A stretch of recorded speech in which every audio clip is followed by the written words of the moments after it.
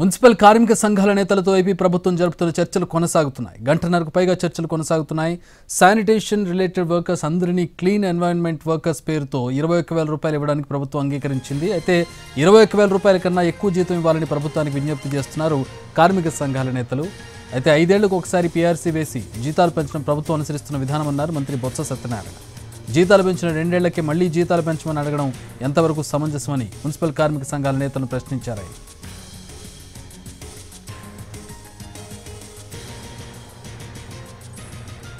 Municipal కార్మిక సంఘాల నేతల భేటీకి సంబంధించి పూర్తి వివరాలు మా ప్రతినిధి రెహానాని అడిగి తెలుసుకుందాం. రెహానా లైవ్లో అందుబాటులో ఉన్నారు. రెహానా, ఏంటి ప్రధానమైనటువంటి డిమాండ్? కేవలం జీతమా, ఇంకేమన్నా డిమాండ్స్ చేస్తూ ఉన్నారా?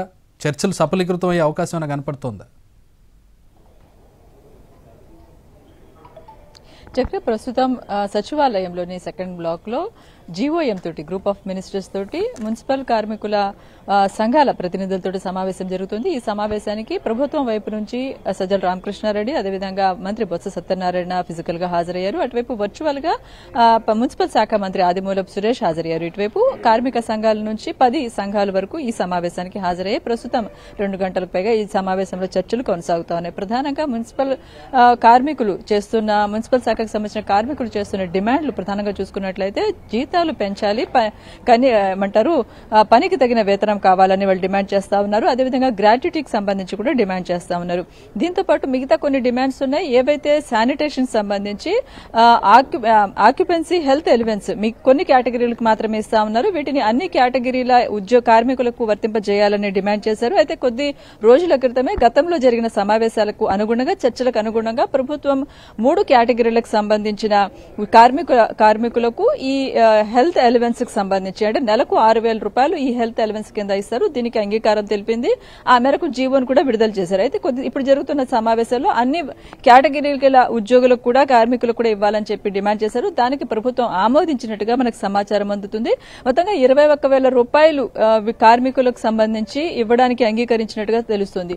దీంతో పాటు గ్రాట్యుటీకి సంబంధించిన డిమాండ్ కూడా చేస్తా ఉన్నారు. ప్రస్తుతం చర్చలు కొనసాగుతా ఉన్నాయి.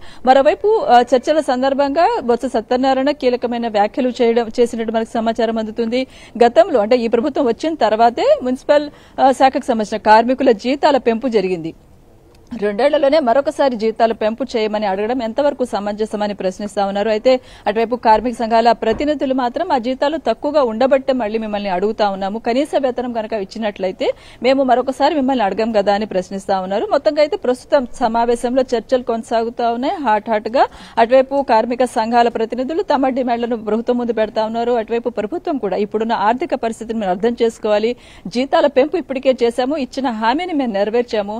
సో ఇప్పుడు ఈ సమయంలో మీరు గనక ఇలాగే డిమాండ్ చేస్తే మిగిలిన శాఖలకు సంబంధించిన కార్మికులు కూడా అడుగుతారు, అది ప్రభుత్వానికి భారంగా మారుతుంది, దీన్ని మీరు అర్థం చేసుకోవాలని విజ్ఞప్తి చేస్తా ఉన్నారు. అదేవిధంగా సమ్మె లాంటి ప్రక్రియ లేకుండా విధుల్లో రావాలని కోరుతా ఉన్నారు. దీంతో ఇప్పుడు చర్చలు ప్రస్తుతం కొనసాగుతున్న నేపథ్యంలో కాసేపట్లో ముగిసిన తర్వాత ఒకవేళ ఈ చర్చలు సఫలమయ్యాయా విఫలమవుతాయనేది స్పష్టత వస్తుంది. Chakri. All right, thanks for the updates Rana.